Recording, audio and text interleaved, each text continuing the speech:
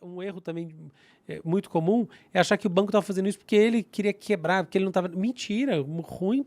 É sempre... Tem essa coisa assim que... Também essa é uma lição que eu conheci na prática, assim, que ela vai contra o que o senso comum diz, que é que o banco quer que você fique devendo porque você vai pagar um monte em taxa. De fato, você vai. E de fato tem um lado que é bom você ficar devendo, o banco acha lindo. Mas no todo o banco não quer. Porque assim, quando você olha carteiras inteiras, o custo transacional de dívida não é positivo. Positivo é ter bom pagador. Por que o banco gasta dinheiro fazendo análise de crédito e tudo mais? Não, porque não é bom, entendeu? Porque ele tá colocando dinheiro onde poderia ter sido investido melhor. Exatamente. Então qual que é o Eles papo tinham aqui? uma esperança muito grande na economia, é isso? Então o erro deles talvez... Não só na economia, no ciclo, era tudo ao mesmo tempo. Então, assim, uma visão econômica positiva, uma visão desse sistema, que não é, aí que tá, não é bem econômico, esse assunto é um assunto complexo. Enfim, eu não sou professor de finanças, mas vamos lá.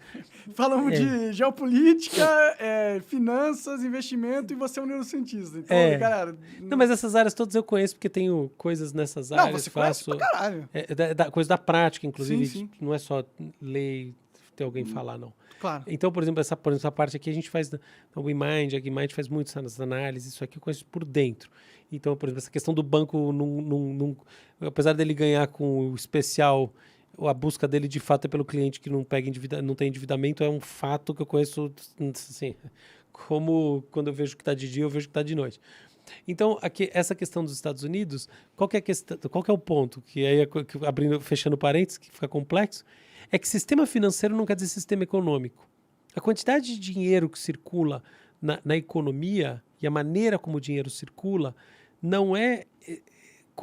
tem uma correspondência, mas não é sinônimo da maneira como o capital circula no mercado financeiro.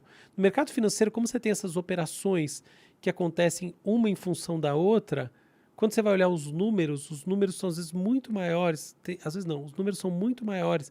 E não é só que eles são maiores, quando você olha as curvas de como esses números estão, né, esse dinheiro está reagindo e onde ele está reagindo, etc e tal, elas não batem exatamente com a economia, entendeu? Então, às vezes, a economia está indo bem no momento, você tem uma coisa que acontece esquisita no mercado financeiro e vice-versa.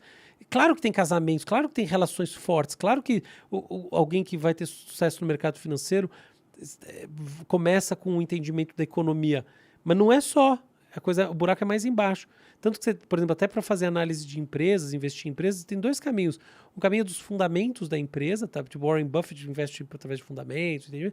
Mas outro, fazer mesmo uma análise gráfica do mercado, sabe? De como estão... Você olha para o fluxo que está ali na tela através de curvas, de uma coisa que está, assim, desplugada das empresas. Então, fecho parênteses, porque isso aqui não tem tanto a ver, mas só para dizer que existe um descompasso.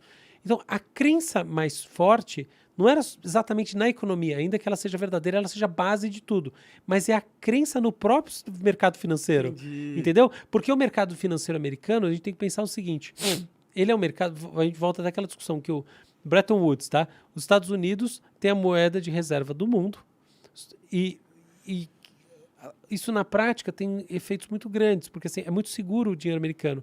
Então, por exemplo, chineses e outros países, outras pessoas, entidades, o governo chinês e muitas outras entidades compram muito título americano, investe nos Estados Unidos. Então pensa o seguinte, se eu tenho dinheiro estrangeiro chegando a rodo nos Estados Unidos, e até eu posso dizer assim, se eu tenho o dólar como uma moeda atraente para esse dinheiro nos Estados Unidos, comprar título, o que eu também tenho na prática? Eu tenho dinheiro entrando nesses próprios bancos. Uhum. Então, a capacidade de pagamento de um banco, ela também aumenta conforme o dinheiro entra. Então, não é um sistema fechado dentro da economia americana. Assim, várias vezes eu vi gente falando, sabe assim, essa visão, economistas, professor de economia, que a economia americana, 2008... mas quando você olha de perto, você conhece, tem os caras lá, o dono do banco, não é exatamente assim, não.